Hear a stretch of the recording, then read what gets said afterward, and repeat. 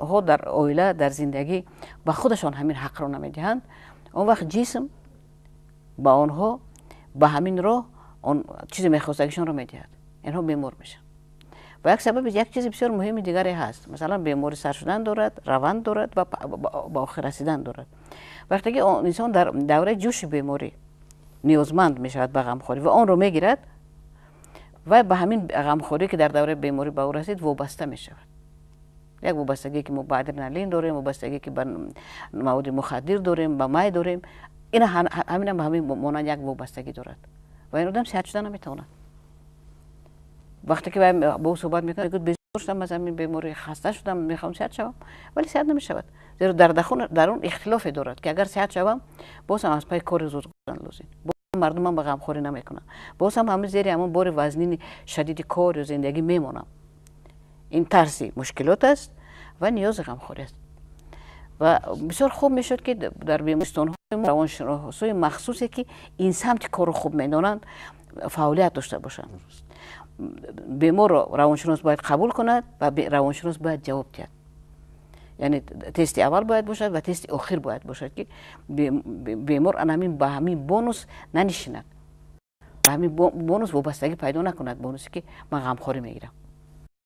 درست است. البته ما میتونیم با یک افتخار امروز به کل بینندگان تلویزیونی سفینه میگوییم که خوشخبر است که اکثر بیماری ها تبابت شونده هستند و فقط برای این خواهش لازم است و درست استفاده بردن آن چیزهایی که امروز دسترسی شمایند. واقعا هر چیزی که میتوانستیم در دوام یک وقتی برای ما جدا شده بگوییم برای بیننده عزیز ما گفتیم. امیدوار هستم که این گفته های ما برای شما کمک میکنند، در مورد از آنها استفاده میکنید، هرگز بیمار نمیشوید و اگر بیماری هم آمد گفتیم که همون 3 روز باید مهمان شود. روز 4 ما باید بیماری رو جواب دهیم، تشکر که آمدی مرا از من آگاه کردی، به من خبر دادی که باید نسبت جسمم باید مهربانتر باشم، غمخواری کنم و امروز میتوانم بروی، زیرا من میخوام سالم باشم. اندیشه سالم، فکری سالم ما را سالم نگه میدارد. همیشه سالم باشید و هرگز بیماری های شما شکل مزمن نگیرند. آباد باشید.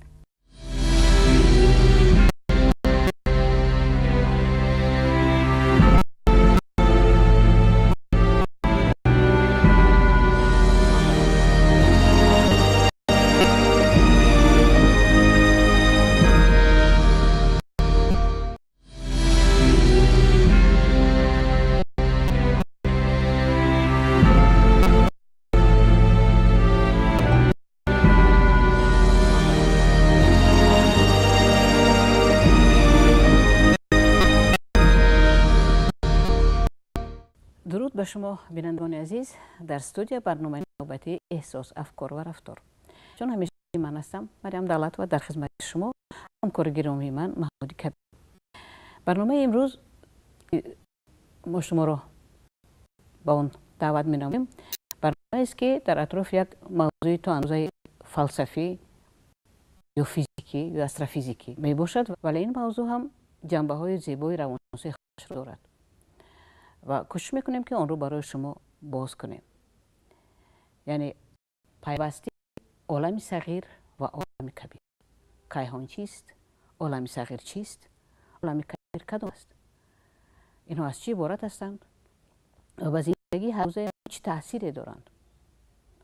وقتی ما درباره کیهان میگیم همیشه در نظر ما عالم به انتها که سر حسابش رو پیدا کردن گویا مشکل است.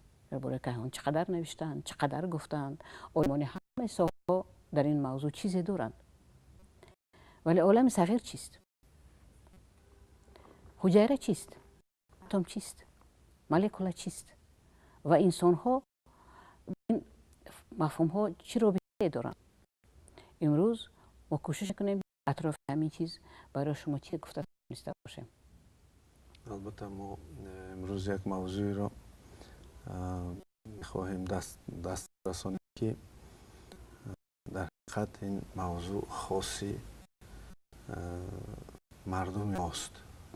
در فرهنگ علمی مردم ما مفهوم خیلی والای را گرفته است که این البته کیهان شناسی است.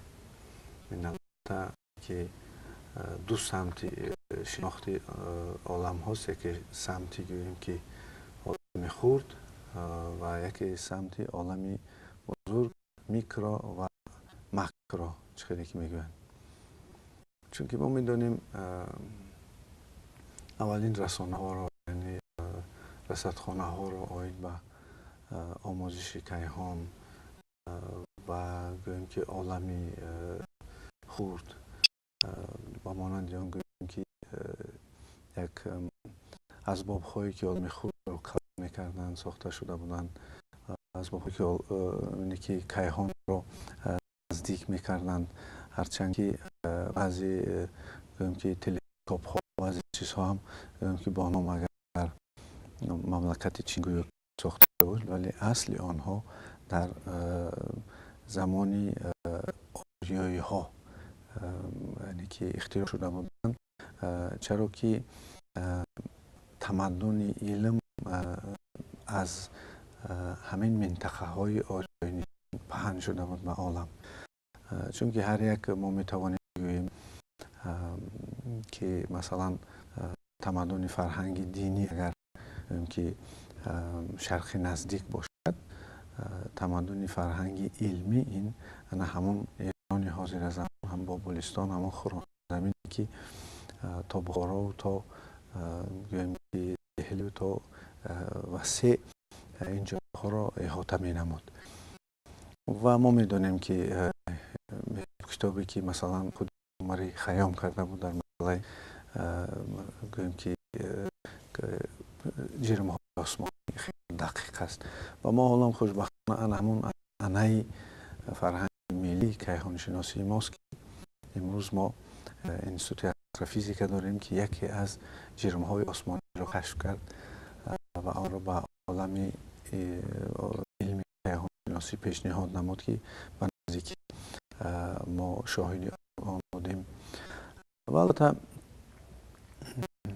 نکته نمونه که ما خواستیم که یک دیدی نوی به این بدهیم، هم دیدی گوییم که سیستموی علمی، هم دیدی گوییم که نظری علمی گوییم که دهنکی خلق اساس به روایت ها. البته ما در روایت ها میدونیم که بعضی چیزهایی هستن اساس های علمی دارند، مثلا در روایت های مردم ما دیو میگفتن، ولی ها ما میدونیم که این همون هایی بودن که بعضی آنها احیان در این یا آن منطقه ها بودند و مردم با آنها برخورد میکردند و با آنها یک مناسبت هایی داشتند. و حالا هم معلوم است که بعضی چیزهایی که در مسئله های آسمان کیهان گفته میشد ما هم میبینیم که این هم در علم حاضر آنها را کشف کرده. ما میبینیم که در حقیقت آن در فولکلور، در ادبیات دهنکی خلق، در روایت نقل هایی که در خلق هست در آن جا داشته بوده است. مثلا ما میدونیم که مسئله های 7 قبت زمین و 7 قبت آسمان و مثلا آن روایت و نقل هایی که در فرهنگ دینی ما هستند امروز علما اثبات کرده شده ایستادند و در حقیقت همون شماره 7 شماره مقدس و بسیار شماره انتخاب در مسئله حساب کتاب کیهان است. در شاهنامه و البته ما میخواستم نازکتر بگویم که اگر که ما هستی را در دو سمت تقسیم کنیم، اگر ما آدم را در بین همچون صفر بگیریم، این طرف آدم بالا این جهان کبیر می شود، عالم کبیر می شود که آن را ما مکرو گفته می توانیم و از آدم پایان این را ما جهانی صغیر میکرو گفته می توانیم. یعنی آدم در عالم هستی یک موقعی نهایت خوبی را، نهایت یک علم اساسناک شده ای را جا شده است که آن آدم را به عالمی بزرگ میتونیم وادار سازیم، نه آن را به عالمی خرد میتوانیم که شرح بدهیم، چون آدم در بین ایستاده است و معنای آدم هم نیستی هست و معلوم است که انسان عبارت است از سیستم ها، از عضو ها، از بافته ها از حجره ها از مولکول از اتم ها از ذره‌چه های الکترون و پروتون، آنها با برابر خود از الفا بیتا و گاما و دلتا رنگی ذره ها، آنها در برابر خود از نیوترین ها و نیوترین در برابر خود از ذره های خرد بوزون هیگز آهسته این ذره ها آمدن به ذره های خردتر که آنها ما قوه های الکترومغناطیسی میگوییم و این قوه های الکترومغناطیسی از یک موج دیگری ساخته شدند و آن موج ساخته شده از نور و نور از تاریکی. علم حاضر زمان فیزیک اثبات نمود که در حقیقت عالم تاریکی، عالم انتیماتریا، جامعه انرژی وجود دارد و اون طرفش چیست؟ علم بشر، علم انسان در همه جا محدود می شود. شاید بعضی چیزهای آنجا هم ذره‌چه های با خردتر و خردتر می آمد. مثلا در روایت های ما میگویند که فرشته ها یکی میگن عالم جنیات، اینها آن قوه های الکترومغناطیسی هستند که در فضا وجود دارند، فقط معاینه سر مانند رادیو یا تلویزیون آنها رو به صورت آواز و شکل تبدیل میدهد. اگر معاینه سر را اینجا میزراب کنند، ولی معاینه سر ما با فرشتگان میزراب شد. این عالمی است که خرد که ما در هر یک زمینه آن میتوانیم بگوییم که چیزی هست. مثلا در عالم سیستم ها میتوانیم بگوییم که حیوانات هستند، در عالم عضو ها ما میتوانیم بگوییم مثلا کرم ها یک عضو روده هستند، مثلا درخت این شوشی که هوا را میگیرد و بدن را میدهد. یعنی که همه آفریده‌اش را خداوند طوری که یک جای کرده در آن یک انسان میراث است. ولی چرا آدم و نیستی میگه؟ چون که یگان مخلوق دیگر آن روح برنامه، آن ذره خردی که از شعور کیهان است ندارد. برای همین انسان را افضلیت همین مسئله تمام مخلوق میده. اگر ما از انسان بالا رویم ما میبینیم که مثلا آتش، هوا، آب و خاک هست. آتش این آب است، همین آتش که در روی زمین است این نماینده آفتاب است. ما میدونیم که آفتاب 10 سیاره دارد و اگر ما آفتاب رو به یک مولکول یا اتم شبیه بدیم ما میفهمیم که همین یک سیستم آفتابی که هنوز ما نتوانسته به یک سیاره او هنوز برویم، یک اتم کیهان بوده. خون تصور کنید که چقدر کیهان بزرگ است. ما فقط یک آفتاب در برابر خود گوییم که گالاکتیک تاب میخورد و ما دانیم که گالاکتیک این حوض راه کهکشانه که گالاکتیک هم گالستاره های ما میگوییم و راه کهکشان است. راه کهکشان از میلیاردها ستاره ها عبارت است که هنوز حسابش نمیدانند. یعنی ما اگر در بالای همین استال اگر ما یک دست بریم ما به انتها الکترون ها رو در آن می جنبانیم و همین طور دیگر هست در کیهان و گالاکتیک در گرد میگا گالاکتیک چرخ می‌کند و علم حاضر اثبات کرده است که میگا گالاکتیک ها میلیارد هستند.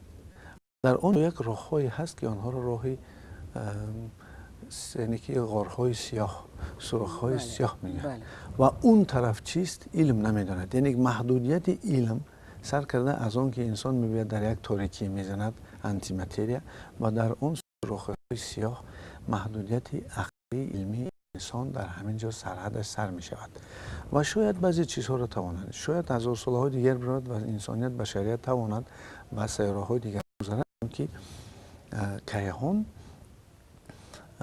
عملی یک سیستول، یک کار دل کیهان که آن گوییم که ترکیش عظیم میگویند، این ترکیش عظیم فقط وسیع شوی ستاره ها را حالا نشان داده ایستاده است.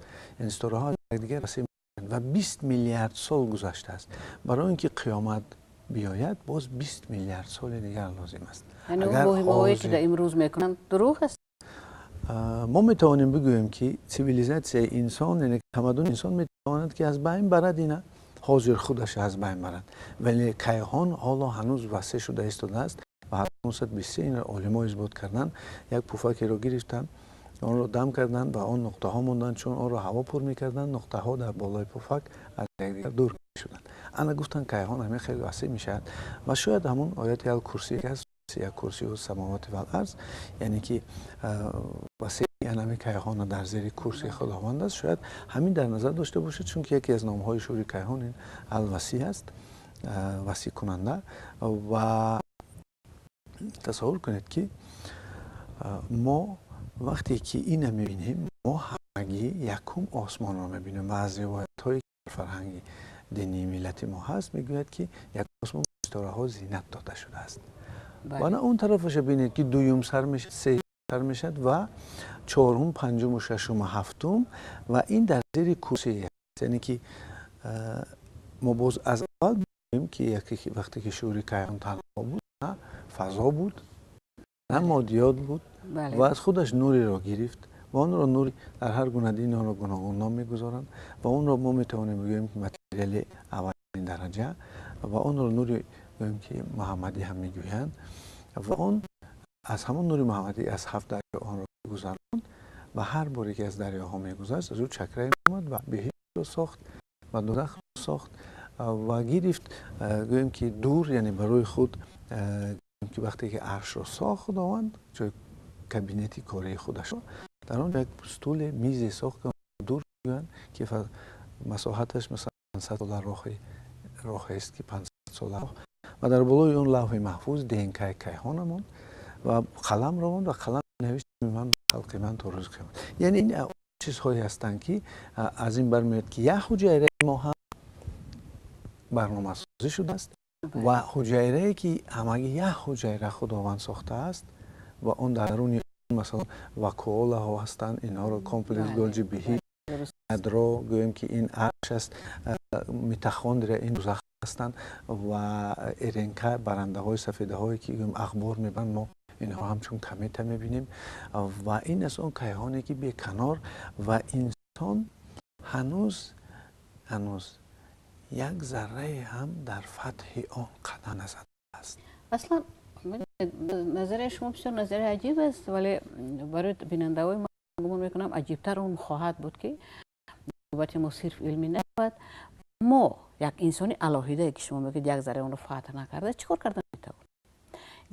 جنبه دیگری مسئله هم هست. مثلا علم بزرگ اتم بزرگه در یک از رساله‌هایش قانون‌های عالمی تغییر و عالمی کبیر یگانه خیلی این رو روشن درک کرده است و اثبات کرده است که همون قانون گالاکتیکای کیهان بی آخر و قانون اتم این هر یک چیز است. و اگر برگردیم به فرهنگ بومی خودمون، به فرهنگ اسلامی 1000 ساله انسانیت هم برگردیم، بگن اگر یک نفر رو کشته تمام انسانیت رو کشته. خداوند اجازت نمیدهد به بنده‌اش که یک نفر دیگر رو بکشد. اگر یک نفر رو انجامی تمام عالم رو انجامی. دل مومن عرش خدا. این چه معنی دارد؟ یعنی انسان هرچند گویا که صفر است بین عالم بزرگ و عالم خرد است، از نظر شما در این زمان خودش هم یک عالم است.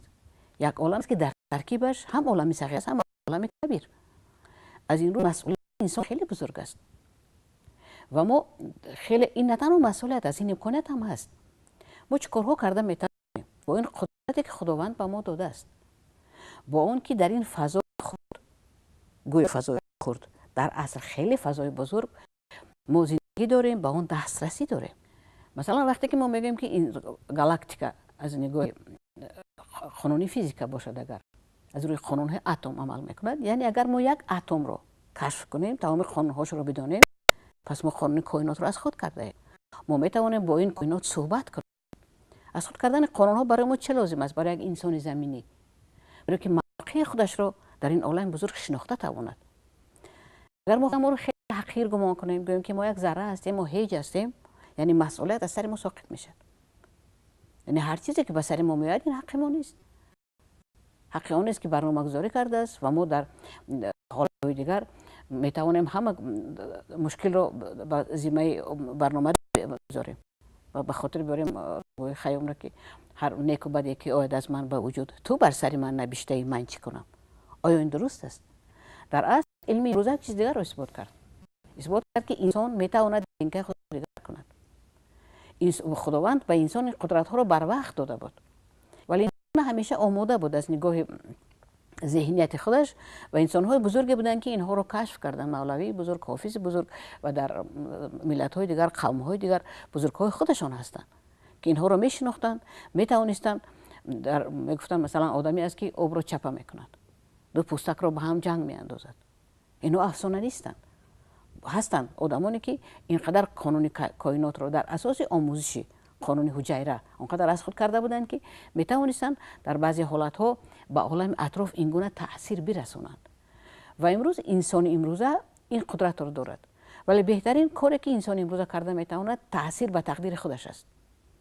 اگر من شخصیت خودم رو، عالم خودم رو، ذهنیت خود رو دیگر کردم، من عالم اطراف رو دیگر کرده میتوانم. ولی اگر من بالای خودم کار نکردم، با امر و فرمان من به کسی دیگر تاثیر رساندن اولش امکان پذیر نیست. دومش آنهایی که مثلا از قدرت مثلا جادوی سیاه استفاده میبرند، هست این قدرت، آنها میتوانند به دیگران تاثیر رسانند، ولی این تاثیر است که اگر به منفعت خودشان خواهند کسی دیگری رو تغییر بدهند، مانیپولیاسیون به منفعت خودشان استفاده برند، این روزگار دیگر رو تاثیر رسانند، از اون منفعت برند، این جزای خودش را دارد. زیرا قانون سبب و عاقبت یکی از قانون‌های دائمی کیهان است و هر کسی که بدی کرد، هر کسی که از منفعت‌های خودش، از امکانیت‌های خودش سوء استعمال کرد، جزایش رو حتما میگیرد. و اصل 21 چی دارد؟ پیش میگفتن که اگر یک نفر بدی کرد 17 پشتش جواب میدهد. این در فرهنگ مردمی ما هم هست. در جای میگن تا 40 پشتش جواب میگیرد. ولی امروز واقعا در وقتی که میبینید اگر همین حالو کسی رو رنجاندید، نسبت کسی بدی کردید، تا 7 پشت انتظار نمیشود دیگر عالم کیهان. همین حالا جوابش رو میبینید. از این رو امروز شروع قیامی که در جهان امروز هست و در روزگار هر کدام ما بعضن و میخورد، این همون چیز است. حالا اگر فکری درستی کردم نسبت کسی، جوابش شاید تا آخر روز بیاید. اگر نسبت کسی کاری نادرستی کردم که از روی قانون‌های کیهان موافقت نمیکنن، جوابش شاید در دوام 3 روز بیاید. یعنی این کیهان دیگر انتظار نمیشد. فرصت ها عصر ما بارها گفتیم که عصر ما عصر سرعت هاست. اینجا هم عصر سرعت هاست. اینجا است که کیهان در حقیقت حالا خیلی سرعت کلان خطی کار کرده شده است، چون که وقتی که ما نظریه گرمشوی عالم را میبینیم، یکی از نظریه ها این است که گوییم که گازی کربنات زیاد شده است و ذخیره های زمین استفاده میبرند و دوم اگر گوییم که این آن شهرهایی که شب را گرم میکنند، روی زمین روشن که میکنند گرم میشود. سوم این انگیزه های عصبانیتی مردم که وقتی که در روی عالم که موافق سخنی ورنتسکی عقل ها با هم دیگر پیوست هستند که فضای نوسفری را میسازند، چون که آنها میروند در یک حالت، در یک فضای میستند فکرهای مردم. بعضی آنها بالا میرود، بعضی آنها میستند و یک چیزی گوییم که ابسترکتی را تشکیل میدهند.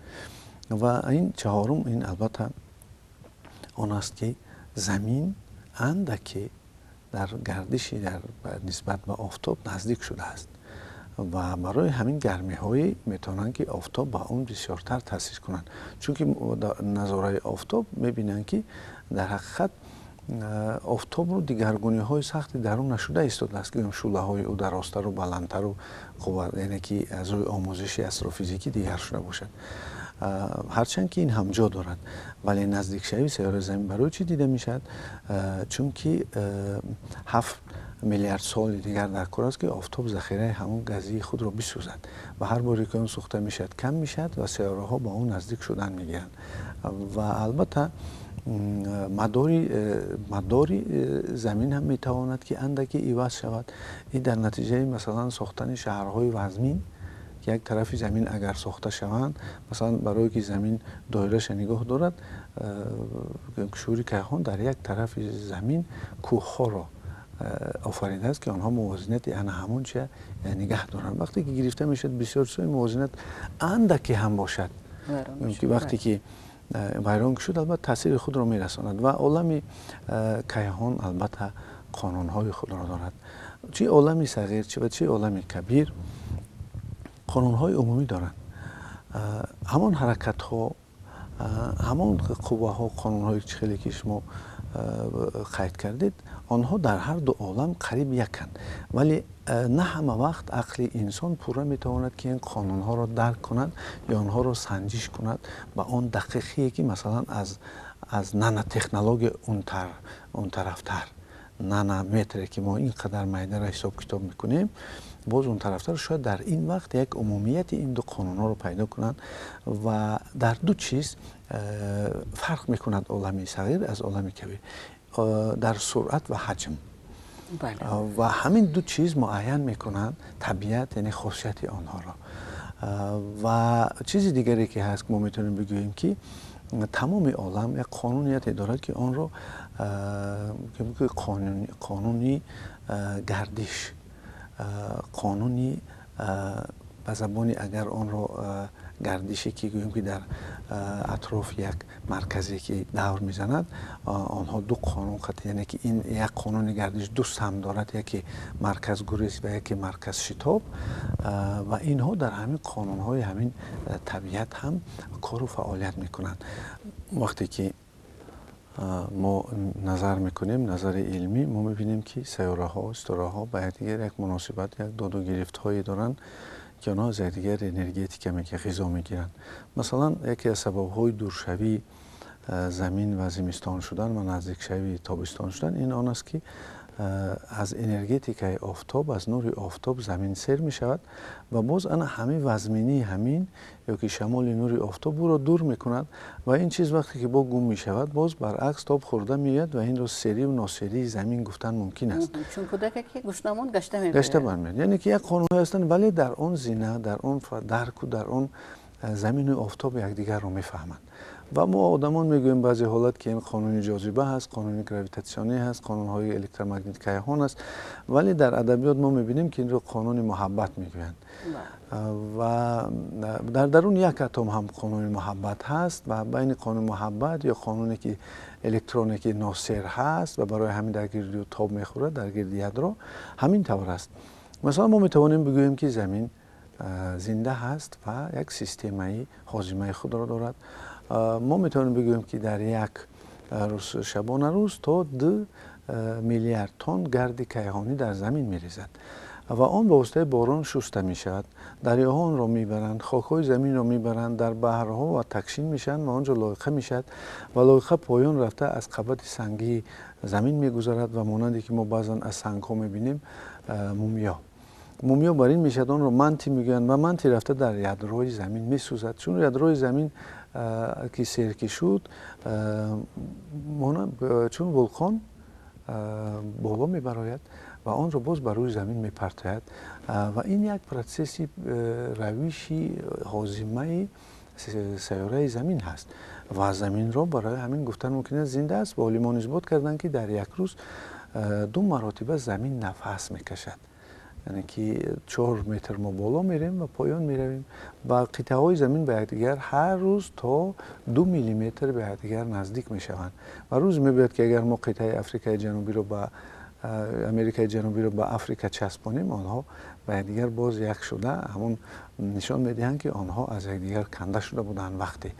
و برای همین ما امروز دیدیم ما این علم کیهان شناسی، علمی که جهان خرد کیهانی خرد آموختن، اینها ما را نشان میدهند که ما فراموش نسازیم که این دو سمتی که ما هستیم اینها زنده هستند. و امروز تاجیکستان اقدام گرفته است که یکی از عنصرهایی که آب هست و آن در عالم اینقدر مشکلات رفته ایستاده است و باز هست سمت‌های دیگری که میتوانند باز شعور ملت ما و جهانیان بگیرین. البته سمت اتمسفر هوا هست، سمت خاک هست، سمت آتش یعنی گرمی که حالا شده ایستاده است و ما میتونیم باز بگوییم این در سمت معنویات هست که مثلا وقتی که در روی زمین از معنویات عالی کمتر سخن می رود و بی‌عدالتی و ظلم و گوییم که آن عذاب‌هایی که بشریت میکشد که یک سریشت هست آنها با کیهان میرن و این البته جنبشی گوییم که عرش میشود. خیلی شما گفتید دل مومن رنجیدنش یعنی عرش خدا میجنبد و همینطور بعض چیزهای زیادی است که ما میتوانیم پیشنهاد کنیم و تصور کنید که اگر یک سال دولت ها آن بودجه‌ای که در حرب، در جنگ، در نزاع‌ها با یکدیگر صرف میکنند آن را اگر در علم صرف میکردند، ما در 30 سال اخیر میتوانستیم که یکی از سیاره‌های دیگری کیهان را همچون زمین آن را کشف کنیم، در آنجا مردم را بکوچانیم. چون که در حقیقت یکی از سبب‌های جنگ مشکلات این البته زیاد شدن اهالی روی زمین است و غذایی که در آن نمیرسد. و موضوع را هم برداشتن ما همه مسئله بود که تا شعور دولت خود برسانیم که بسیار چیزهای دیگری هستند که البته در سیاست دولت ما اینها درد شدند تا که آنها را باز به جهانیان یادآور شوند، تا اینکه آنها را باز در مسئله‌های مهمی جهانی برداشته شوند.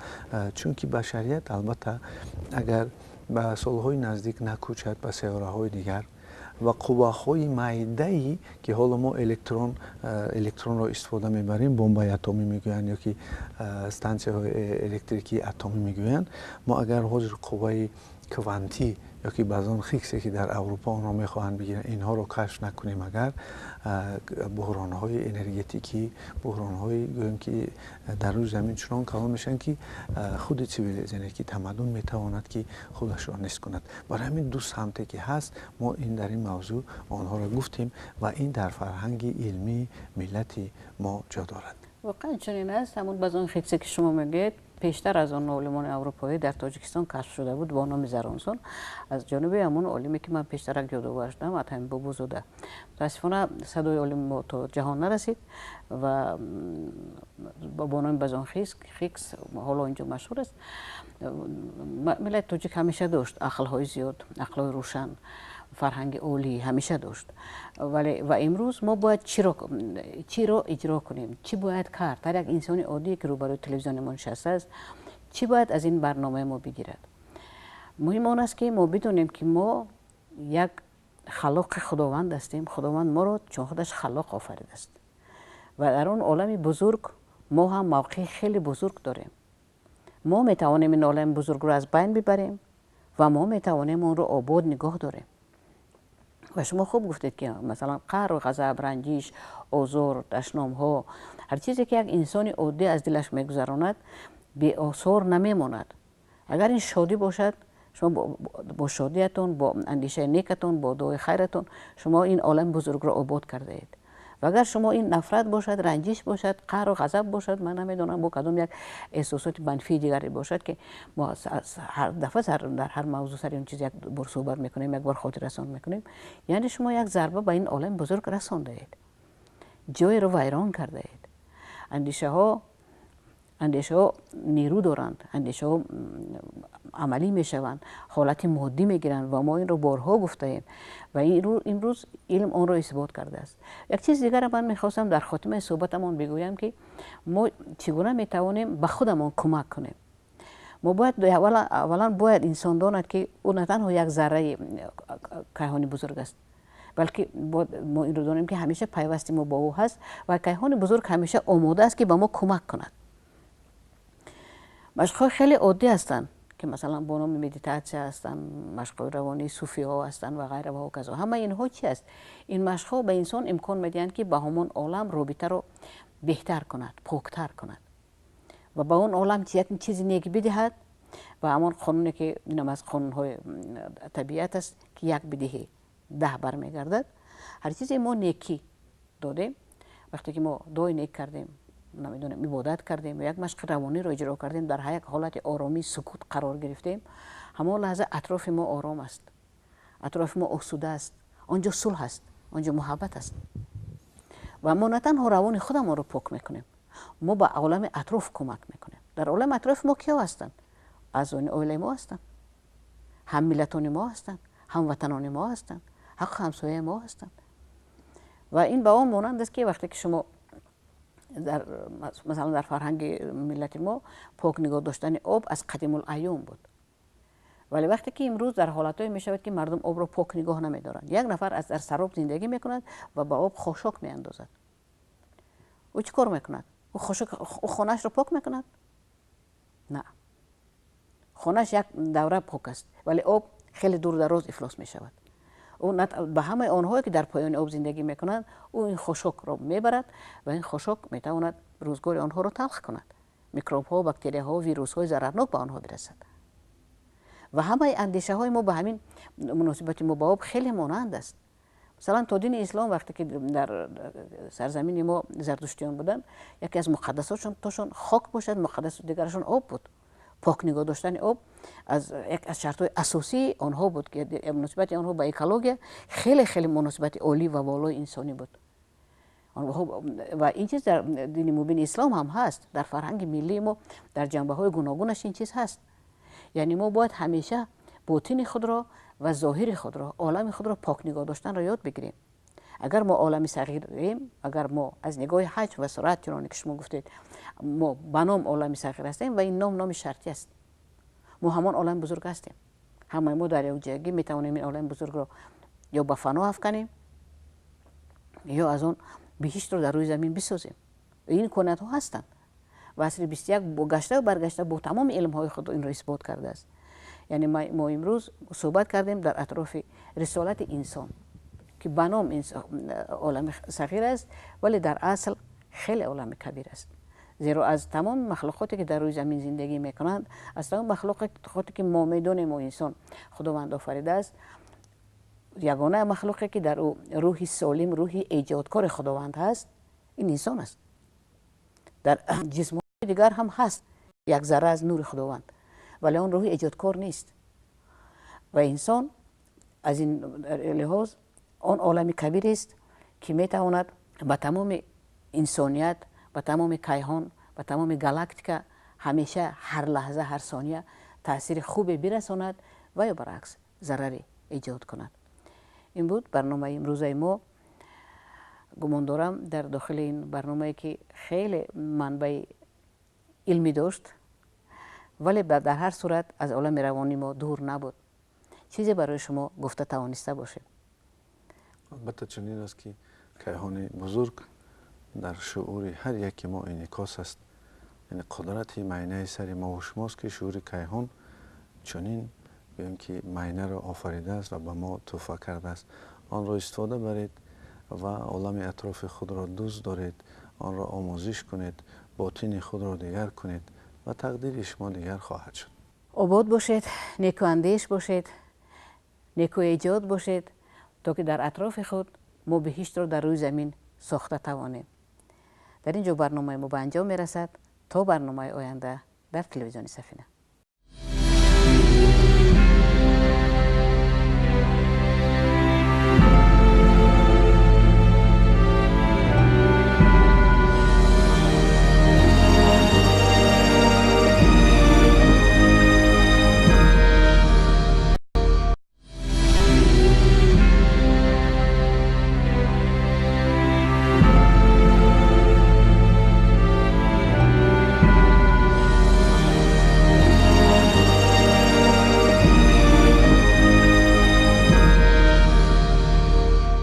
درود به شما بینندگان عزیز. در استودیو برنامه نوبتی احساس افکار و رفتار، من هستم مریم دولت‌آ در خدمت شما چون همیشگی و همکار گرامی من محمودی کبیر.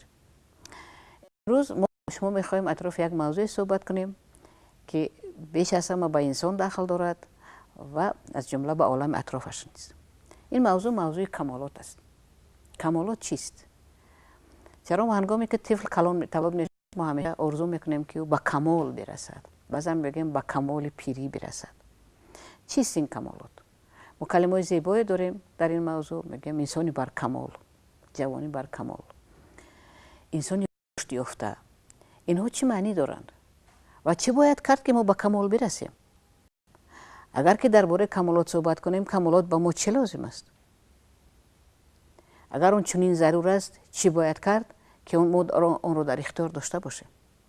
و امروز چند گفتنی داریم اطراف این موضوع، چند توصیه، چند صحبت، چند اطلاعات. درست، بسیار موضوع عجیب است، چون که کمالات این بگیم که هم از جهتی نظری یا که علمی گیریم این یک روش اِوولوشنی هست و هم از نظر ادبی گیریم این رسیدن به آن مقامی است که انسان رسالت خود را اجرا میکند و برای همین باز اگر ما انسان رو خیلی در برنامه پیشینه گفته بودیم در حالت صفر قرار بدهیم. در انسان دو سمت پیدا می شود، یکی سمتی که به پایان می رود و یکی سمتی که به بالا می رود. برای همین ما باز همون شماره 7 می گیریم و می تونیم بگوییم که برای آنکه انسان را بفهمیم که کدام سمت انکشاف می یابد، ما باید اون را شرطاً تقسیم کنیم و در حقیقت اینها تقسیمات ما سرحد این خیلی مطلق نیست، ولی یک سرحد است که نسبی و اساسهای علمی دارد.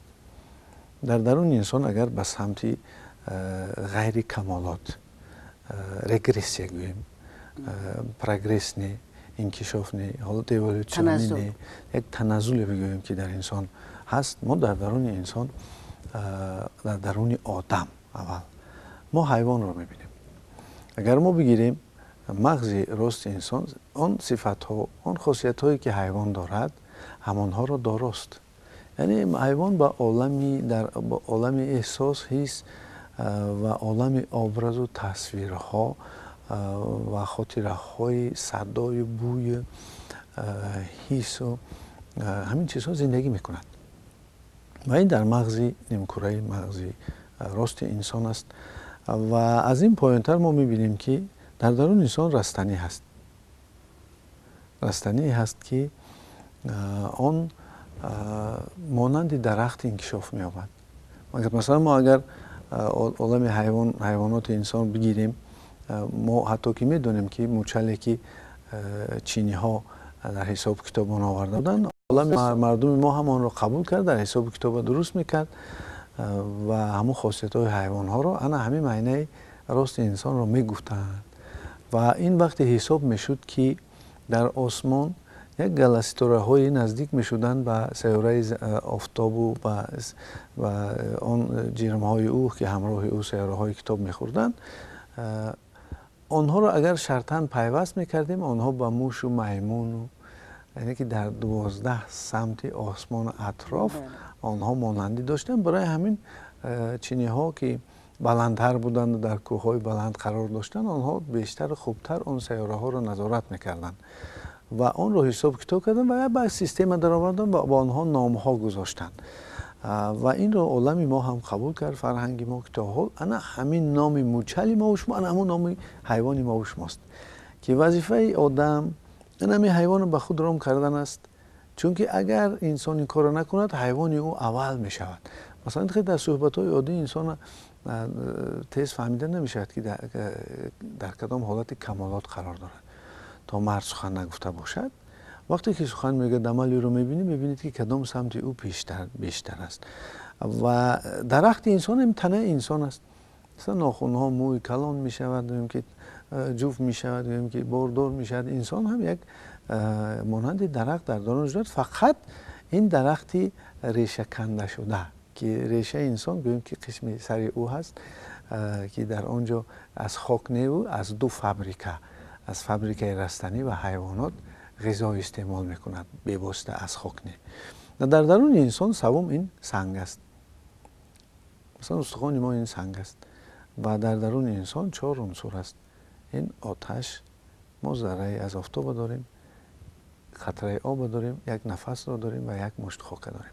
7 چیز را ما فهمیدیم که انسان همین چیزهای بارد. اگر انسان انکشاف نیابد، کمالات خود را پیش نبرد، انسان به شکل اتوماتیکی به همین سمت می رود. برای همین انکشاف یافتن، روش رو تیزانیدن با واسطه معلم و استاد و با واسطه که اشتراک در اون جلسه و مجلس ها بگوییم لکچه ها و خواندن کتاب های زیادی، اینها انسان را دیگه که تکان میدهند به سوی انکشاف که ما سمت دیگری رو میبینیم. سمت دیگری آدم، یک قدم او این البته انسان است. انسان از آدم چه فرق دارد؟ آدم میتواند که صفتهای آدمی داشته باشد ولی انسان نباشد، چون که انسان از انصاف عبارت است که صاف بودن یا که علم او را دیگر میکند، باطنی او را از آن چیزهای صفتهای حیوانی تازه میکند. بالاتر از این انسان البته هست شخصیت. که با یکدیگر به جمعیت فایده می‌رساند. و بالاتر از این انسان هست البته طبیعت انسانی میتواند باشد سازنده، میتواند باشد ویران کننده. سازنده البته فرشتگی و البته ویران کننده میتواند باشد اهریمنی. و بالاتر از این انسان دارد روح او تقسیم میشد و روح عالی‌ترین او مغز روح این شعور است. درست است، شما جنبه فلسفیش خیلی روشن گفتید. من میخوام برگردم به جنبه های زمینی ترش، با اونه که بیننده روبروی ما که نشسته است اگر عالم نباشد، یک آدم عادی باشد، از خودش چیزی برای خودش چیزی بگیرد. رشد انسان دوره های معین دارد. و مثلا دوره کودکی، دوره نورسی، دوره پرکمالی و دوره پیرانسالی رو معین میکنیم از نگاه فیزیولوژی. و هر کدام اینها در داخل خودش با دوره های دیگر هم دارن. مثلا ما دوره کودکی میگیم، این تقریبا طفلی، مثلا دوره نوزادی دوره اصول خودش رو دارد، طرز به کمال رسیدنش است. ما معین میکنیم که کودک چقدر کلان شده است، ما وزنش چین میکنیم، ما ریاکتش رو میبینیم به این حرکت ها. بعد کلانتر میشه ما میبینیم که رنگ رو میشناسد نمیشناسد، نام ها رو در خود نمیدارد. کلانتر شود وقتی مکتب خوان میشد ما ذهنش رو میبینیم و همین خیلی قدم به قدم کودک کلان میشد و طبق قانون های جهانی در سن 18 سالگی دوره کودکی به آخر میرسد. قانون حقوق کودک تا 18 سالگی انسان رو همچون کودک حمایت میکنه. بعد 18 سالگی دوره جوانی است. این دوره است که البته مسئولیت ها قدم به قدم آهسته آهسته وظیفه یک انسان گذاشته می شود. و بعدا دوره تحصیلات عالی، به کار در آمدن، اجتماعی شدن، یعنی به جماعت نه تنها رابطه بنیاد کردن بلکه به جماعت خدمت کردن است. و قدم های بعدی مثلا وقتی که انسان به اینستیتوت نکاح وارد می شود، اوله دار می شود، این شکل دیگر جماعت شوی است، اجتماع شوی است. و بعدا از روی سن سال، از روی مقام اوله داری وظیفه ها دیگر میشن تقریبا قدم به قدم. و انسانی بعد 40 ساله در دوره زندگی میکند که علاقه به زندگی گذشته خودش نگاه کرده میتواند، در اون زینه قرار دارد که به پایان نگریسته میتواند، سر چرخ نمیزند. و اینجا دوره خلاصه براری هاست. و بعد از 60 سالگی وابسته به شرایط انسان ما دوره پیرانسالگی رو میتوانیم بگوییم. این دوره علاقه دوره خرد است. اگر انسان قدم به قدم واقعا رشد کرده باشد، بعد 60 سالگی دوره خرد است، دوره استفاده دانش ها است. و چنانکه که میبینیم ما در اکثر حالت ها از جوانان بسیار چیز طلب میکنیم، ولی علم روانشناسی معین میکنه که ما یک بار نمیتونیم از آدمانی که 20 ساله و 25 ساله هستند طلب کنیم که آنها تو چون 40 ساله ها یا چون 60 ساله ها رفتار کنند. با آنها این کمالات رو داده توانستن لازم است. و کمالات، این چیزی که من گفتم دوره های کمالات رو گفتم، جنبه های دیگر هم دارد، نمودها دارد.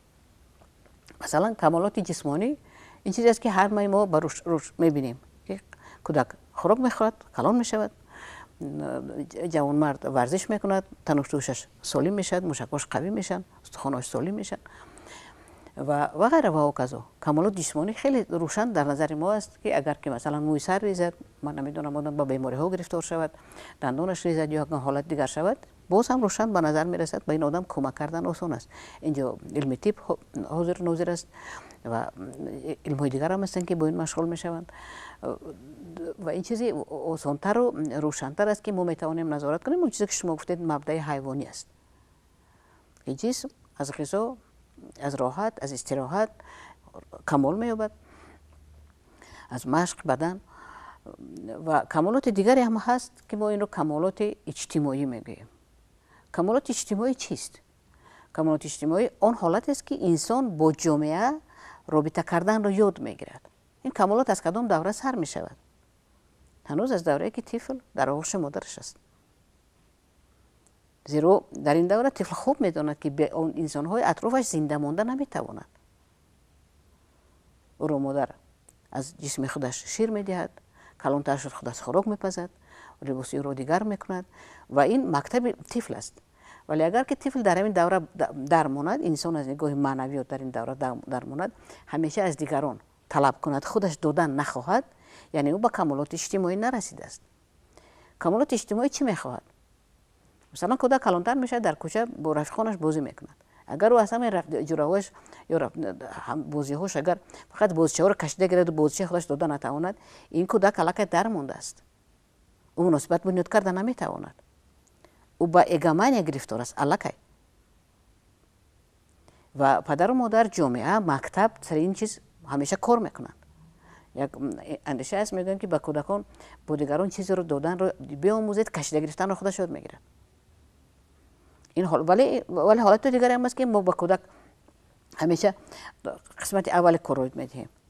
و خرد است با او بازیچه رو بده. این کودک به کمال نمیرسد. وقتی کلانتر میشه و در جای دیگری خودش حمایت نمیکند. همیشه او برای دیگران کار میکند، برای دیگران خدمت میکند و خودش رشد نمیکند. از نگاه معنوی چنین انسان، اگر ما از هنگامی که رشد اجتماعی او رو درست راه اندازی نکنیم، ما میتوانیم او رو بشکنیم و از نگاه معنوی رشد نمیکند. شخصیت شدنش بسیار مشکل میشود. شخصیت کیست؟ شخصیت انسانی است که مسئولیت خود را، عهده‌داری های خودش را خوب میشناسد و عین زمان سرحد شخصی خودش را حمایت کرده میتواند. متاسفانه در ملت ما ملت خیلی خیلی انسان دوست هستیم و در بعضی موردها همین سرحدات شخصی خودمان رو میشکنیم. ما اون رو بنیاد نمیکنیم از کودکی. حالتایی می شود که شما در خانه‌تان زندگی میکنید، یک خشت براتون میبیان و به تق به پشت به خانه شما میبیان و میخوان یک ماه زندگی میکنن. یگان شرایط خاندان شما رو به نظر نمیگیرن. در حالت دیگری است که مثلا در حالتی که شما لباس پوشیده استودید، یک کار دیگر کرده استودید، اعضای عائله شما حالت شما سرحد شخصی شما رو رعایت نمیکنن. به تق میدروین و یا شما رو در حالت خجالت میمونن یا کارتون رو میشکنن. این چه نشانه است؟ نشانه آن است که این آدمان از نگاه اجتماعی کمالات ندارند. سرحدهای خودشان رو هم نمیشناسند، سرحدهای دیگران رو هم رعایت کرده نمیتوانند. آنها به دیگران هم عیناً هم خیلی اجازت میدهند که هنگام لباس پوششان به تق یک کس درآید. هنگام یک کار ضرور کرده استودن، یک کس با آنها صحبت کنند. مثلا با شما با تلفن یک صحبت جدی دارید، یک نفر میاد با شما همون زمان صحبت میکنند، نمیاند که شما صحبتتون تمام کنید. هرچند و دیده استوده است که شما با تلفن صحبت جدی دارید. و ما این گونه حالات رو خیلی زیاد میبینیم هر روز در زندگی معمولی خودمون. و این نشان دهنده اون است که ما با آدمان همین کمالات اجتماعی رو، بنیاد کردن مناسبت‌های سالم رو بین انسان‌ها یاد نداده. و این یک نماد دیگر کمالات است. یک کمالات دیگر است کمالات اقتصادی. هنگامی که درباره اوله‌های جوان درباره پاش خوردنشان صحبت میکنن، معمولا این مسئله پیش میآید. زیرا جوانان ما با کمالات اقتصادی نه همیشه رسیدند، ولی با آنها به ذمه آنها بار اوله بار می شود. کمالات اقتصادی چیست؟ یک انسان باید تمام تأمینات خودش را به عهده گرفته تواند و تأمینات آنهایی را که از او وابسته هستند. من اگر اعضای اوله هستم، من مرد هستم برای مثال و من میگم که من اوله دار هستم، من همسر دارم و کودکان دارم. من باید هم نه تنها تأمینات خودم را به عهده گرفته توانم. من تأمینات اون همسر را زمانی که او بیمار است، زمانی که در خانه با کودکان میشیند، آنها را هم به ذمه گرفته توانم و تأمینات اون کودکان را هم. و حتی زن هم اگر که کار میکند و باید وقتی که به کمال میرسد از نگاه اجتماعی و اقتصادی و باید کمالاتی داشته باشد، خودش را تأمین کرده تواند. زیرا نه همیشه میتواند که نکاح معمولی عنعنوی در اون شکلی صورت بگیرد که مرد پر بیار و کم شمار است. مرد میتواند در یک دوره معین بیمار باشد، کار نداشته باشد یا کمالات اقتصادی نرسیده باشد، نمیتواند تامین کردن. در این حالت اگر زن به کمالات اقتصادی رسیده باشد، یعنی کسبی داشته باشد، دیپلمی داشته باشد، جای کاری داشته باشد که خودش را و آنها را که از او وابسته‌اند تامین کرده تواند. درست است. این کمالات اقتصادی است. و نهایت کمالات چهارم این کمالات معنوی است. کمالات معنوی اون چیزی که شما بیشتر گفتید، از آدم انسان میسازد. کمالات معنوی این همون به ذمه گرفتن اون رو کمالات پسیکولوژی هم میگن. در پسیکولوژی میگن که انسان از نگاه پسیکولوژی اگر کامل باشد، نگاه پسیکی، او میتواند خودش رو همچون انسان بشناسد و آنچه کمالات پیشتر گفتیم آنها را درک کند و از پای رشد آنها همیشه باشد. شخصی که از نگاه معنوی کامل است، به کمالات رسیده است، قدم‌های کمالات را میشناسد، همیشه از پای آموزش است. و این آموزش نه تنها کتاب‌ها هستند. این میتواند کسب‌های گوناگون باشد. امروز مثلا من یک کسب دارم و از روی این کسب نان یافته نمیتوانم، یا کار خوبی که برای تامینات عالی من برسد پیدا کردن نمیتوانم، در بازار مهنت جای نیست. شخصی که از نگاه معنوی به کمال رسیده است کسب دیگر رو جستجو میکند، زیرا انسان میتواند همیشه بیاموزد. در فرهنگ ملی ما این چیز خیلی خیلی روشن در شده است. میگن به یک جوانمرد 40 هنر کم است. همیشه میتوانید یا از پی رشد کمالات معنوی خودتان باشید، خود را هم شخصیت رشد بدهید، یا کسب نو پیدا کنید و کسب نو در عین زمان همون کمالات معنوی رو هم رشد میدهد. زیرا هرگاه که ما یک کسب نو پیدا میکنیم یک عالم دیگر رو برای خودمون کشف میکنیم. من امروز برای مثال سنتکنیک هستم، در بازار جای کار نیافتم، من میرم از پی دوریدگری. این کسب ها از هم دیگر خیلی فرق دارن. دوریدگر با چوب کار میکند، سنتکنیک با آهن. سنتکنیک با آهن‌های تیار کار میکند، آنها رو جابجا میکند. ولی دوریدگر از یک چوب، از یک چیز مرده یک چیز زنده رو میسازد، یک اثر صنعت بنیاد میکند. این یک کسب دیگر است و شاید زمانی این کسب با این کسب به انسان کمک کند. آنی که به کمالات معنوی رسیده است کمالات اقتصادیش رو نظارت کردن و آن را پیش برده میتواند. و تنها نفری که این 4 نمود کمالات رو حس کرده است، آنها رو میشناسد، در پی رشد آنها هست، میتواند عائله بنیاد کند و میتواند عائله‌اش رو تأمین کند، میتواند مناسبت سالم در آن عائله بنیاد کند. وگرنه وقتی که از این 4 چرخ عرابه یکی اگر لنگ باشد، در آن عائله میتواند در هر صورت این یا آن مشکلات سر زند. روش های گویم که کمالات هست اِوولوشنی که خود به خود می شود به یگان تاثیرات بیرونه. مثلا ما میلیون ها سال می بینیم که یک نمود حیوانات دیگرگون می شود در آن شرایط هایی که او می زند. مثلا ما پینگوین رو می بینیم که چندین میلیون ها سال که در درون پرنده هایی بودن که در درون آب شکار میکردن و همینطور پریدن رو فراموش کردن. و باز روش هایی هست که ریولوشنی که تیزانیده می شوند. مثلا روش های ریولوشنی کمالات در آدم بیشتر وقت دیده میشن که انسان خاصیت علم آموزی دارد و خاصیتی دارد که آن علم ها رو، آن قانون ها رو در خود، در انکشاف خود عملی کند. برای همین که هست روش عادی که انسان میتواند مثلا فیزیولوژی کلان شود، پیر شود، ولی هنوز کمالاتی را به دست نآورده است و میتواند که همون عقل و همون اندیشه و همون چیزهایی که در جهان داشت همونها را هم در پیری داشته باشد، ولی اندکی تجربه روزگار و زندگی داشته باشد.